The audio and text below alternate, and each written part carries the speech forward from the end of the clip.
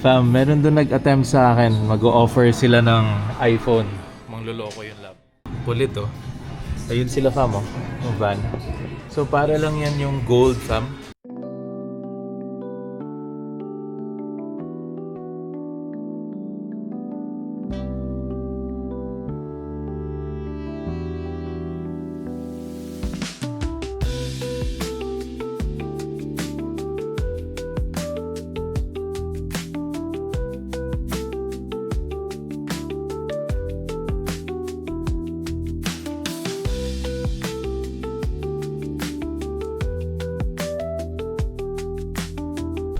Good morning fam! Good afternoon and good evening to everyone! Welcome back to our channel! Another day and it's a weekend and Sunday, you know naman ang family Alba laging nagsisimba. So today is a church day. Kahit naabutan na tayo ng snow, tumuloy na tayo. Naka-prepare na kami, nakabihis na at palabas na. At bigla namang sobrang grabe ang snow. Parang snowstorm ang dating nito fam. Grabe, lakas talaga. Parang nag-hesitate na nga kami ni maming umalis. Eh ang problema fam, Friday night di kami lumabas ng mga bata. Saturday whole day hindi kami lumabas ng mga bata. So parang nasa isip ko na talagang hindi, Sunday mag-church talaga tayo, lalabas talaga. Kasi 3 days na kami, 2 days na kami nasa bahay lang. Kasi nga, try namin ding ipahinga si Kuya Davo. So ayan, sumagupa na tayo ng snowstorm ngayon. Pero okay lang naman fam kasi all-wheel drive naman yung sasakyan. And lahat naman halos din nagdadahan-dahan. So safe naman siya. Tingnan natin mamaya pag after church. Siguro naman yung mga main highways sa snowplow na. Pero ewan ko, yung mga small na daanan kung okay. So anyway, dahan-dahan lang tayo fam. Alright, so mamaya ulit.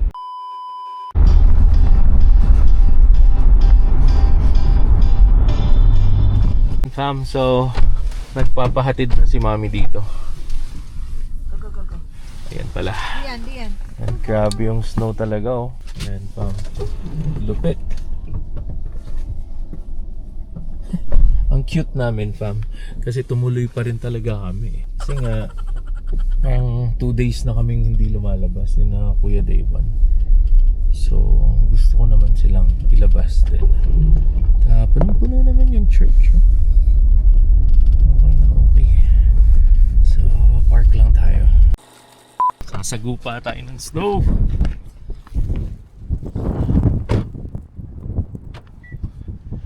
Okay. Late na kami. Pero okay lang. So kasi yung main message naman ng pastor ay maabutan natin. Pero gusto ko sana yung praise and worship din.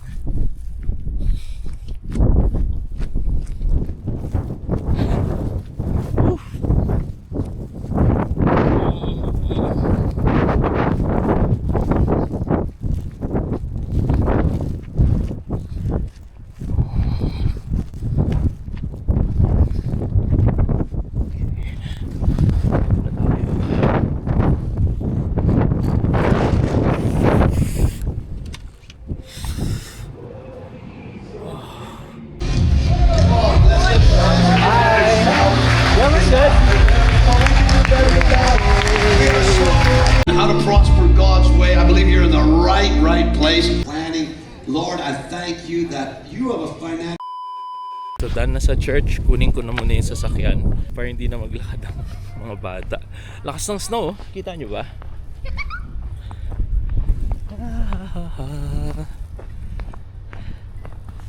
Yes talaga. Yan ang bagong sasakyan. Bro, bye! Si Brother Jerry. At bago ang sasakyan. Okay fam, so walking lang tayo.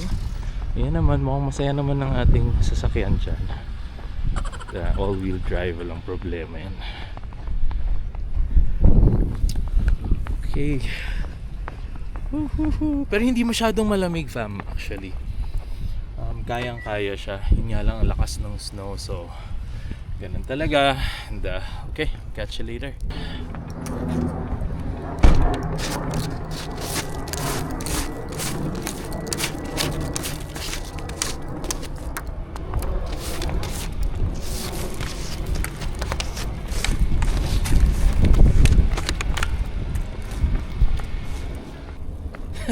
Wala tayong pang clear ng snow fam eh.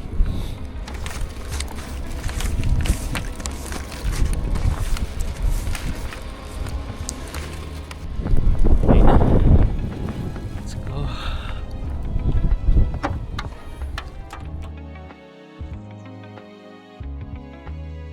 So we're done with church. At ayun nga, nag-uusap kami ni Mommy. It's either magla-lunch kami or magme-merienda lang. Kasi kaka-lunch lang din namin. Late Brunch pala, kaka-brunch lang namin sa bahay. Eh tapos na ang church after 1.5 hours. So medyo busog pa. So ngayon, parang nag-crave si Daddy ng siomai or any snack na Filipino. Yun na lang ang... Naghahanap pa kami. So naghahanap pa kami. Actually, naghanap ako dun sa church. Eh may on the way dito na familiar siya, parang Imperial Milk Tea. Which is nung nasabi ko kay Mami, syempre alam niyo Favorite naman si ko Mami. ang milk tea. Milk tea ang favorite nito. So, puntahan natin. Sakto din na on the way siya, pauwi ng bahay. Yan. So, mapapalapit kami imbes na mapapalayo. So, ayan. So, doon tayo dadaan and tingnan natin. Sana may mga siomai sila doon. Siopaw ba? Kasi gusto din ni Kuya yon. And yung mga fried na kung ano-anong Filipino. Bago tayo umuwi. Hopefully, meron. So, after that, punta naman kami sa may Sunridge at ipapa-playground natin ang mga bata. Indoor Again, playground. fam, sabi ko nga, since Friday, lumabas. Saturday, hindi kami lumabas. So, para may activity naman ng mga bata. Yeah. Sakto din para mapagod sila for the school tomorrow.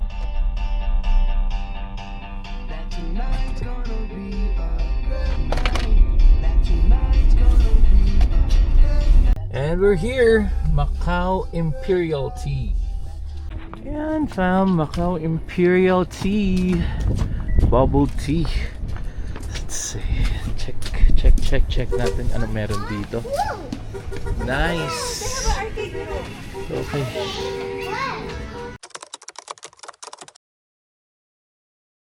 Nice. Okay.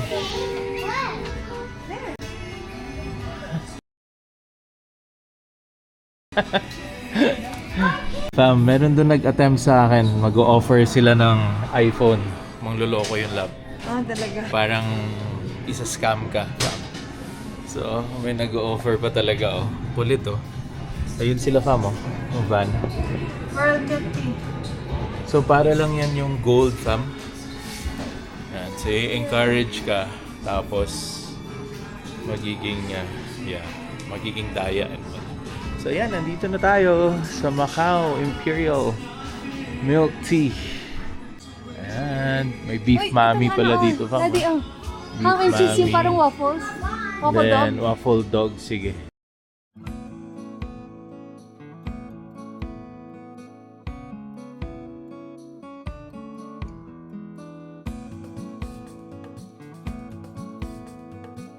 And pang tingnan nyo naman, meron dito arcade. Ayan, tuwa naman ang kuya ko.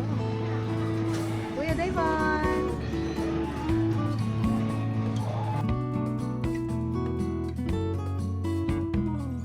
And pa, meron din silang mga Philippine Meron din products. chicharon dito. By, ano yan? Pag- Ah, okay. Salad. Ayan, so ang dami nilang mga Philippine products din dito. Ayan, wow.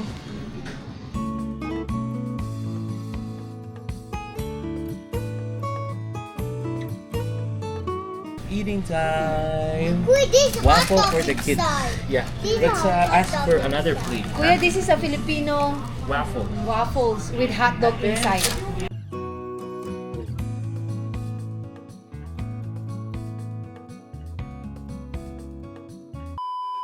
So nakita nyo naman, bago kami pumasok actually dito sa Imperial Tea Store, ayun may bumip-bip sa akin.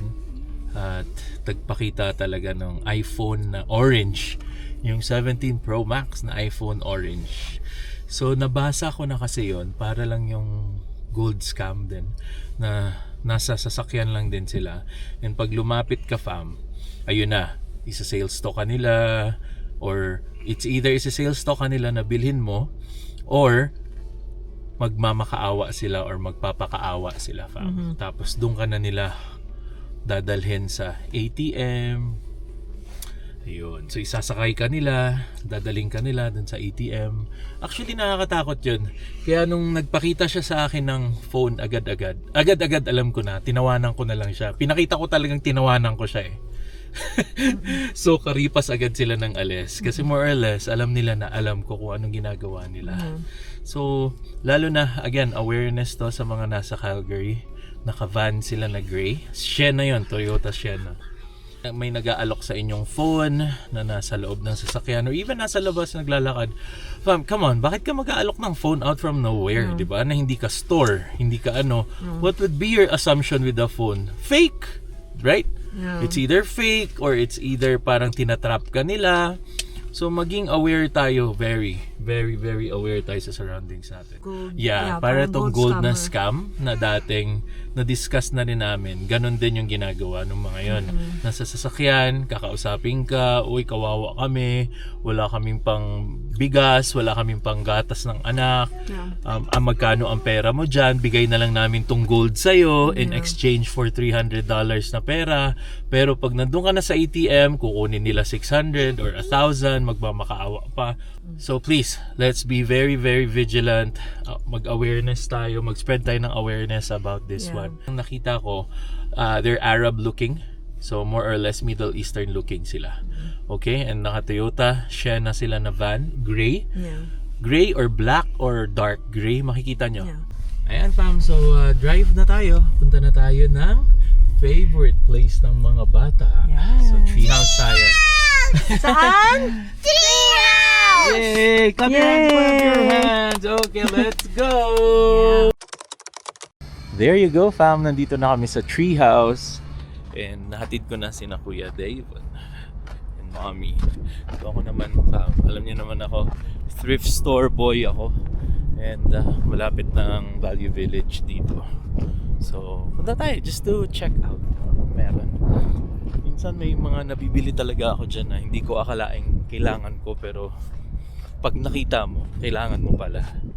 Ayun nga, we're back to snowy days. This is Calgary. Sabi ko naman sa inyo, fam, teaser lang yung sobrang init the other day. 11 degrees, 16 degrees nga ata yun. Ayan, we're back to snowy winter Calgary hanggang mga April pa ata to, fam. Nung nag-move kami dito around May of last year, kakatapos lang ng snow din. May na yun ha. May mga yellow pa sa daan. So hanggang early May talaga or late April nagsusnow pa. Pero ang maganda dito, fam, kahit na nag-snow na ngayon, hindi na siya yung parang polar vortex na lamig. Parang ngayon ata ilan lang, parang minus ano lang, fam, minus 4? Minus 5? Parang wala lang. Malamig siya pero hindi ganun kalamig. Okay, so nandito na tayo sa Value Village. Nasaan yung pangalan? Ayun. Value Village. Let's go.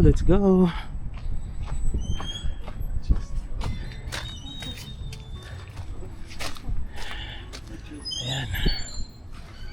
So here.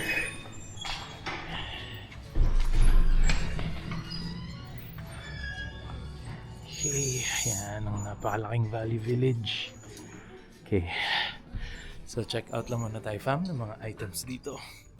Yan, fam, nandito ako sa toy section.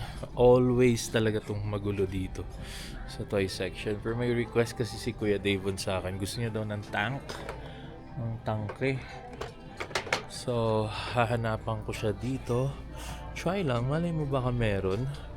E di, tuwan-tuwa na naman yun. So, it's either tank or airplane kasi nahuhumaling din si Kuya sa airplane. So, let's see. O, ayan, para makita nyo kung gaano kagulo ang toy section ng Value Village. Sobrang daming toys dito kaya nagkakagulo ang mga kids dito. Wala akong makitang tangke. Ayan, wala eh. Okay. Alrighty. So, tank or sabi ko nga airplane, jet. Wala akong makita. Okay, so punta naman tayo dun sa electronics at yun talaga yung punteriya ko dito usually. At dun ako may nakikita laging kailangan. Check out lang tayo fam kung may okay na jacket dito.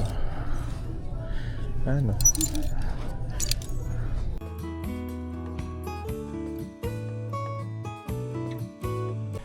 Yan fam, so may napili tayo. Isang pants na mukhang brand new and isang sweatshirt na brand new din. Yan, so may tig-isa tayong pair. So check out lang ako dito sa electronics and then alis na rin tayo. Balik na tayo kay mommy.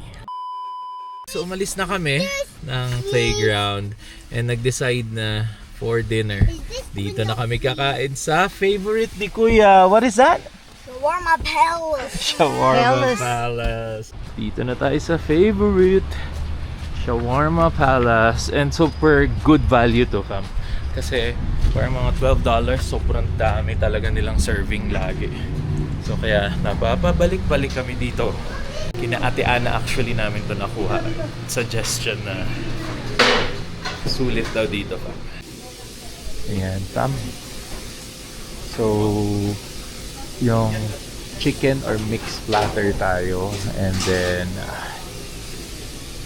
shawarma wrap.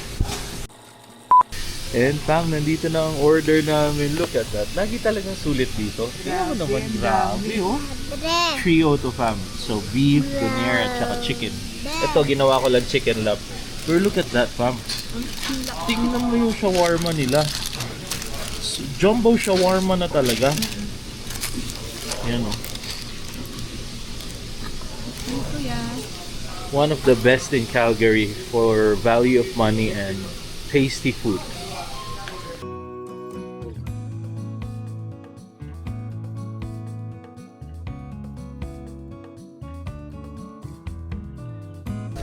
Bada diha badi. And also there's Biking. and also there's Sulit talaga lagi dito. $36 for the 2 meals. The big meal. May take out pa kami, hindi kaya. Hindi namin kaya 4 ubusin. So, sobrang sulit talaga dito sa shawarma. So ayun fam, thanks sa pagsama sa amin today. At buti na lang medyo alisto si Daddy at alam natin na scam yung kanina.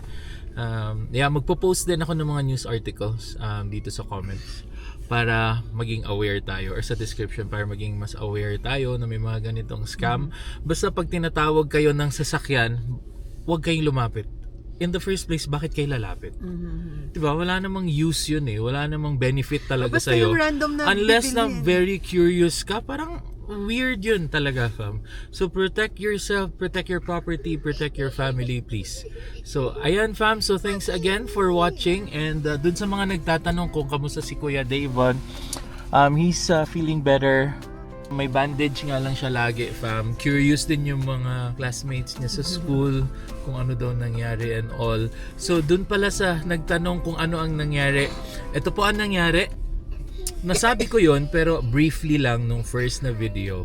Pero ang nangyari is naglalaro sila sa labas during recess nila. Outdoor play. And then, you know, pag boys, even girls na mga bata, tinatakbo nila fam yung black ice and then magsaslide sila. So yun yung move nila all the time. Nakita din ng mga friends namin yon na ginagawa ni Kuya Davon. Apparently, napasama yung time na yon. At face forward talaga siya. So, syempre yung mga eyes, may mga sharp edges yan. Doon tumama yung mukha ni Kuya Davon. At ayun. Thankful kami, hindi sa mata, hindi malakas yung impact sa head, no concussion. So, thankful tayo. Kasi in-observe pa rin namin siya fam. And hopefully talaga walang like brain related wala or namang abnormalities eye related. na Again fam, dun sa mga prayers nyo and dun sa mga nag-send ng Nag-message. messages of Thank you. healing. Thank you very much at We na-appreciate appreciate talaga namin namin yun. Yeah, all the way from the may mga ibang nagko-comment talaga all the way from Pinas, may Japan, may US, meron din parang sa Denmark or somewhere. So thank you Of ulit course, dito sa sa Canada. lahat nyo. And of course, dito sa ating pinakamamahal na Canada. So again, thanks again for watching, fam, and we'll see you on the next video. Please don't forget to like, share, and subscribe. And dun sa subscribe, fam, may na-notice ako 60% ng nanood sa atin ay hindi pa subscribe. Please consider subscribing here. Thank you. Thanks always for the support and have a blessed day, blessed night to everyone, and we'll see you on the next video. Hang loose.